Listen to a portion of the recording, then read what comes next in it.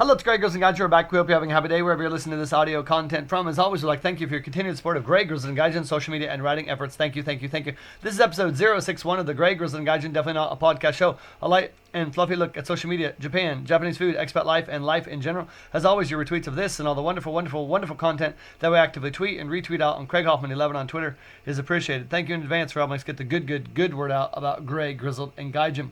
Welcome back. Another good show today, I hope, talking about how to remain positive and proactive in the face of life challenges. 2020 has not gotten off to the flying start that I had hoped it would. That's the way it goes in life. And the older I get, one learns to roll with the punches, as cliche as that is. But the punches have come fast and furiously and quite heavy early for me in this 2020 year. And for a lot of people, the coronavirus in China at the time of my recording this is spreading. There have been some cases in Japan and around the world, and my best wishes to those folks who are dealing with all that. I have friends, a good friend in China who's basically sequestered and isolated in his town, unable to leave with those that he cares about. So, as I talk about my life, I don't mean to be a complainer or a whiner. There are people in the world with far, far, far bigger problems than mine. But again, it is my life, and one's problems, like an ant on an anthill, looks rather daunting from that perspective. Recently went to my health check. I have to do that as a condition of employment. I gave my papers and I started the exam. I went to the height exam and I'm about 0.5 millimeter shorter than last year. I don't know why that keeps happening. I'm going to be a Smurf at some point. Then I got my weight checked and that was really good. I lost about 1 kilogram, almost 2 actually. That's almost like 4 pounds. So I'm pretty happy about that. I had cut down on my cookies. I love cookies, and if you read my blog, I talk a lot about food. I do eat well, God bless me. And I did tend to eat a lot of cookies and snacks. But this year I made a conscious effort to not eat the snacks, substituted for cup soup as well as coffee, which I don't know how healthy that is overall, but at least weight-wise, there was a dramatic difference. So I'm happy about that. Not that I'm a big or even chubby person, but I like to be healthy, and it did lower my blood pressure, which was not particularly high, but it had ticked up just a hair, and it's back down to normal levels in this last health check, so I was happy about that. I moved on to the vision test. My eyes remain basically the same as they have always been, which is good for me, as I do have some vision issues, but I do try to maximize the vision as I move into my mid to late 40s. Did the hearing exam, and oddly this year I think I heard more than ever, which is good. And I bopped along to the chest x-ray and there were no issues there. And I took the blood draw exam, and usually I panic about that, but this year the woman was very friendly and nice and it didn't really hurt, so I was happy about that. I was almost done and I went to the EKG heart check. Now, last year it gave me maybe see a doctor, but I had no other symptoms. All my other numbers were good, and they didn't really push me going to the doctor, so I didn't go. So I should preface this story with that. And I laid on the table, and I was hooked up to the machine, and I lifted my shirt up, and the sensors were placed around on my chest, as one does. And I hear beep, beep, beep, and a little red guy pops up on the screen. And you know that's not good. You don't need a lot of Japanese. That's pretty universal language, the little red guy dead on the EKG screen. The nurse or technician, I suppose, panicked a little, I thought. Didn't need that. And she said, "Are you sick? Are you tired? Anything wrong with you?" And I felt really good this year. I really have made a conscious effort, cut down my hamburgers as well as my cookies, as I mentioned before. I had made a really concerted effort to improve my overall health. I think it's important as one ages. I want to live a long time, I hope.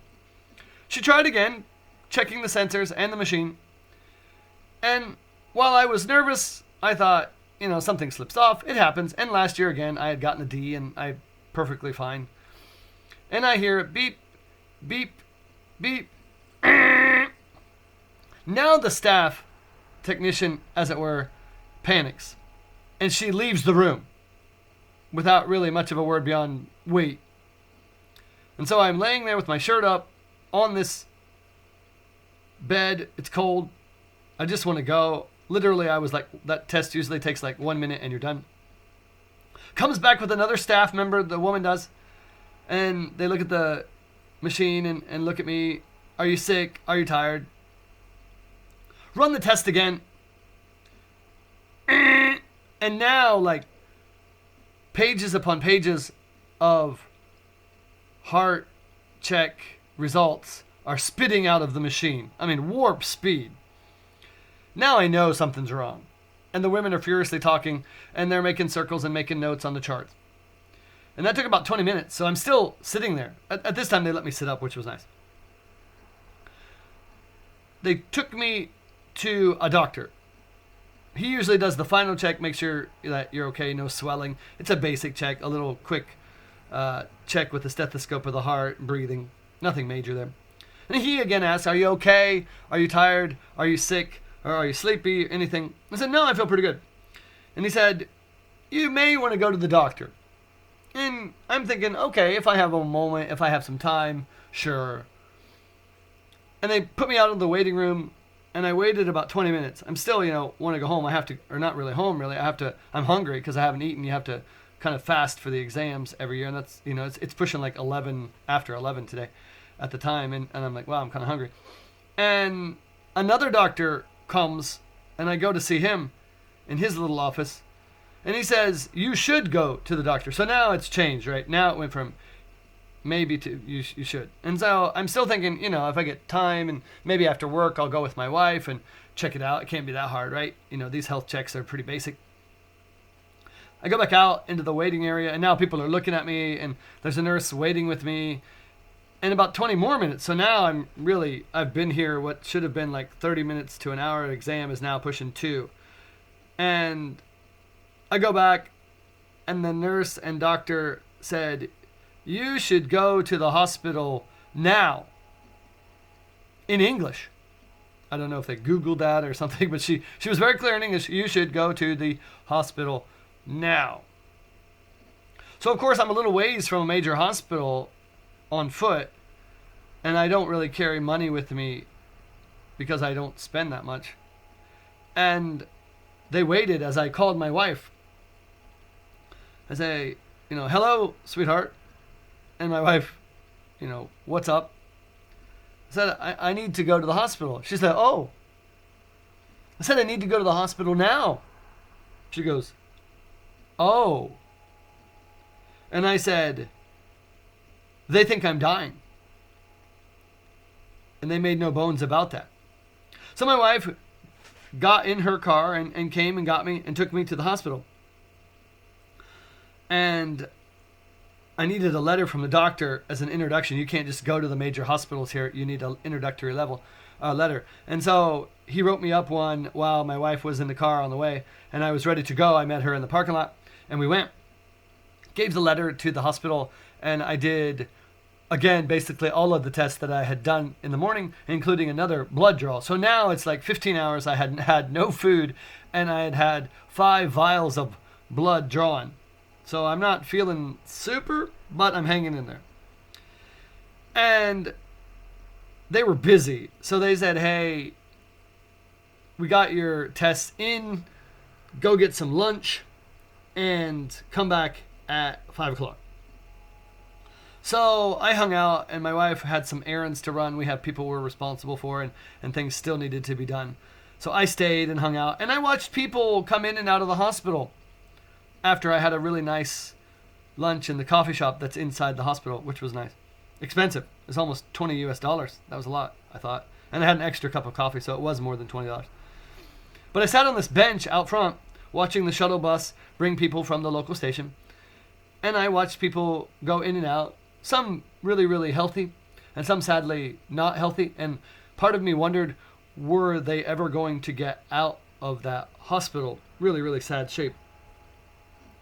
I thought I might panic at my own demise, but I was on my phone kind of emailing my family, my mother, and my beloved sister, giving them the heads up. My sister's a high-level nurse practitioner in America, so she was kind of giving me the information from her perspective about what such tests would mean and what I was faced with and looking at. And, it wasn't good, right? Because it was a terrible, terrible, terrible result. And so I have to kind of make some plan in case the worst happens, which was not my favorite thing to do and not my favorite topic, but you have to do it, especially when you live abroad, right? Nobody really knows my contact information, particularly because I always call home. They don't really call me. It's expensive, and I have a really cheap calling plan, so I'm the one who initiates most of the contact, and that's just the way it goes, and it has since I've been in Japan. And I came back at 5 again with my wife, and I waited 5, 5:30, 6, 6:30, 6:45. I see people go in and in and in and in and out and out and out from the various doctors that are in this little section. And finally, my number came up, and I went in, and I see the terrible EKG, and I'm not feeling really confident about that. And the doctor said in Japanese, well, we finished all your tests. And he put a PDF file on the screen, and it was a really wonderful looking EKG. And he said, you're great. Your heart is probably better than mine. And you're really fortunate to be so healthy at 44. And they still don't know what happened with the first exam, but after a complete check, I'm completely fine. So I spent all day, had to cancel some work, lost money, went through all that, waited several hours to be told I'm perfectly fine. Now, I don't dismiss that. It certainly beats the alternative. But I learned a lot about going to the big hospitals. You wait. There's a lot of waiting and a lot of shuffling back and forth. Had I really been ill, I wonder if the response time would have been any faster. And sad as it is, I almost wanted to fake a coronary just to get some attention after like the second hour of sitting there. But I didn't. It's not good. Shouldn't do that. But in the end, I spent about 6,000 yen. That's about $60 US and a full day of work missed to find out that I'm perfectly okay. So now I'm thinking 2020 is not my year. And 2 days later, I was in my classroom area, and one of the staff says, hey, go to the office. And I'm like, okay. And I see in a little conference room most of the head cheeses of my company.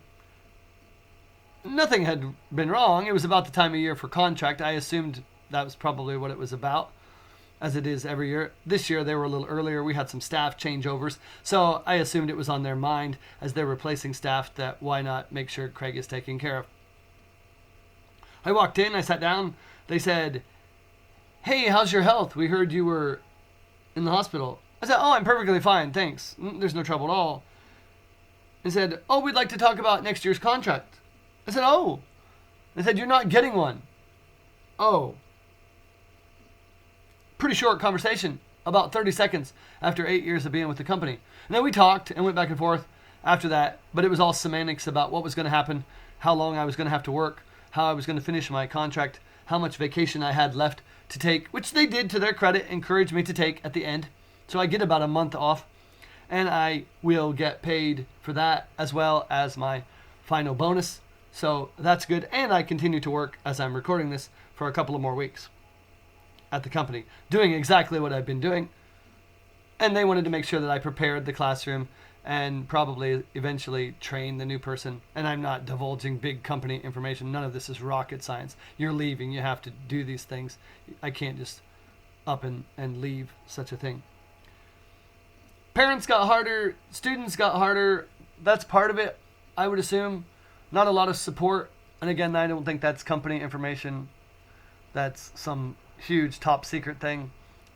It doesn't take anybody super brains to understand that modern parents and modern children, wherever you live, are changing and have changed.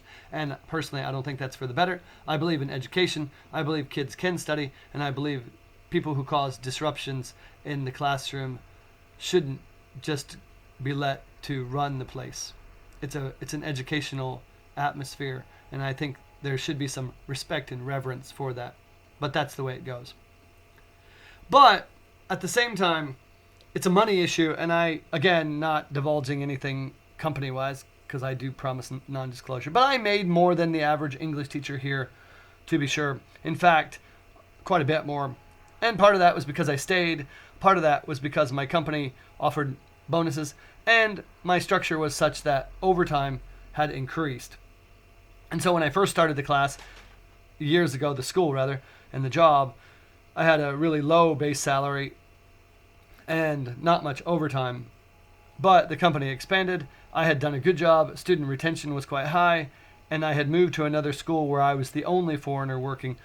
And when the work was offered, extra as it were, and I didn't care to work 6 or 7 o'clock or 10 or 11 or 12 hours a day plus the weekends, there was money to be made, and I made no apologies when I took it. Of course, it's 2020, company is expanding, and there are more foreigners working for the company, and that means more salary dollars, not only for the English teachers, the foreign English teachers, but Japanese staff who do a variety of things at the company.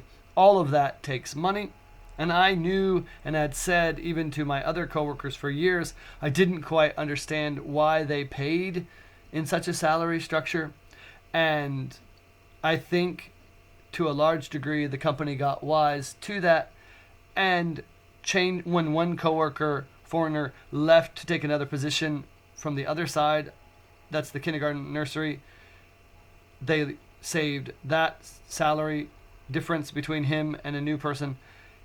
It was probably a very easy, quick conversation. Well, Craig, there's this complaint or this complaint, and, insert whatever. And it's easy to imagine that if you had a candidate, which they did, a second candidate for the first job, it was an easy thing to say, well, Craig is on a 1-year contract, hit the bricks. And that's exactly what happened. And to a degree, I don't blame him. I made a lot, and I certainly would not have taken a pay cut to do the same work for less money. And they might have increased me a bit, but I had done the math long before. It made no sense for the company to increase my salary more than it already was, just to keep me happy and to keep me teaching classes that basically anyone could teach. And so that's the way it was. But of course, I left that meeting and I called my wife and told her what happened. She's really supportive. And I'm left to kind of search for work. And I reached out on Twitter, and I appreciate all those people who have retweeted, liked, given me job leads and positive vibes. That's really meant a lot. I didn't really have my resume up to date. To be honest, I help a lot of people with their resumes and job searches, but I had just assumed that I would continue working in my company. They really had never seemed in a super hurry to get rid of employees, and certainly not one who had gone an hour to 2 hours early with very few absences, worked extra for the company, and really gone above and beyond, and tried to do a superb job, 8 years and some change for their company, and had brought in a lot of money, coached soccer, and none of that's a humble brag. You could watch me and follow me around anywhere. I'm an excellent employee, an excellent educator, and I try to be a fairly excellent human being when and where possible as I can. But none of that mattered, as I was on a 1-year contract, and I think that's part of it. I think I had hit a point where they look really terrible if they don't give me a final full contract for forever, and I don't think they wanted on the hook for an older foreigner until something froze over. And I'm going to be honest about that. And again, I don't necessarily blame them for that, but that doesn't help me in my current search. Of course, I go to all the normal job sites, and there were a couple jobs that I have applied for. But it's 2020. The good jobs have a fierce amount of competition. A lot of that competition is younger than I am, and that does matter. Money matters in the English teaching game. People are willing to work for less and less and less money. Some people just happy to hang out in Japan. that's not something as an older foreigner with responsibilities that I can afford or would really want to do even. I do think I'm worth the money, and I think that what I bring in value to a company in terms of experience and my ability to do the job unsupervised means something. But again, your average company English teaching dispatch and or the like would probably disagree with that. So I applied for one job, international kind of school, actually near my house, which was kind of cool. But the website tells me that 142 other people had also applied, and that was within like 2 days, almost 3 days of that advertisement appearing on the website. So it was quick. And so a lot of really good somebodies are not going to get even an interview for that job. And I've heard nothing as of this recording. And to be honest, I don't really expect to. And I even actually kind of know the owner. We've crossed paths in some other events. Not that she would remember me, but I do know who she is of that company. And so there was another ad on a different website, and I thought I recognized the company, and I even thought I know the owner, and I did. And I interviewed last night for that job, more of a conversation about how life was going. And I thought that went really well. Certainly I'm well qualified, really overqualified in terms of experience for such a job. But it again is relatively near my house, although it would require quite a walk daily to get to the station from where that school is located and back to my home. I'm not entirely thrilled at the prospect of that, but work is work, and one has to do what one has to do. I ended up talking with that owner for a couple of hours at the company, and he was hungry, and we went out in the local area, which I had not done in a long time, and we enjoyed some beer and some food and some laughs before I came back past midnight to my house. It was a good chance to blow off some steam and enjoy life a little bit. I must say, for as positive as I have been in my life and tried to be through this challenging start to 2020, I've been a little mentally worn out by life kicking me in the junk. And so I felt it was a great opportunity to kind of just forget about life for a bit. And so I did. It was a lot of fun. Now, whether that job is something that matches my life or even I'm somebody that he wants, I think his plans are in flux. I think he's considering staying here a bit longer rather than going back to his country with his family. So I don't know how quickly that would actually happen, if at all. And I'm not broken up about it either way. I applied and gave a good interview, and certainly I gave a full effort on behalf of myself and my wife and those that I care about within these walls. But again, that doesn't put money in my hand or in my bank account come April. So I'm still actively looking. I know that there will be work that pops up. There's always work that's part-time. There's always work that suddenly comes about when people get a new job and move on. People quit, something happens at home.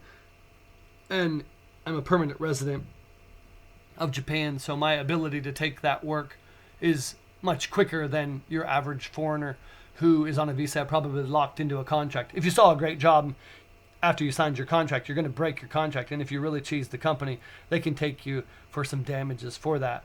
And so that's difficult.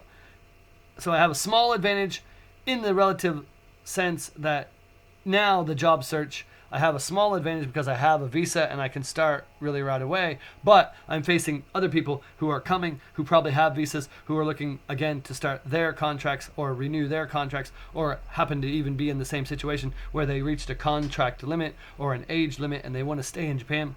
I know a guy at an English kind of volunteer thing that I do. He looked for work after the JET program ended, so he was scrambling for his job. He did find something. So a lot of people are looking for work at this time of year, especially February, March, as the Japanese school year starts in April. But once April starts and people are signed, those people who didn't have a visa are out of here because you can't hang out without a visa without running into trouble for X amount of days, although people do it. And now immigration is putting the smack down on requirements for visas and the like, so that's getting a little harder to sponsor even. I know my company takes a long time to sponsor new people. So suddenly in that May, June, July part of the year, I'm hopeful that something pops up. I know my current job, that's kind of what happened. I started in December, which is a really odd time to start, but I was hanging out unemployed. And so they said, can you start early? And I said, of course, I'm more than happy to get money rolling in. So 8 years ago when I was looking for a job, similar thing happened. I missed it when the good jobs in my area just didn't really come up, but suddenly there was a job that came open and I interviewed, and I'm certainly, again, well qualified, and living in the area and ability to start with a visa helped a lot. So I got that job. So my hope, as naive and perhaps overly optimistic as it would be, my unemployment will not last particularly all that long. Hopefully not as long as it did the last time my contract was up.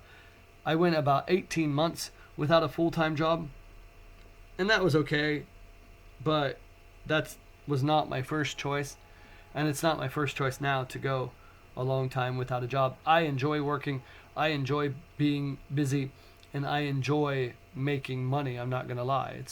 It's part of life.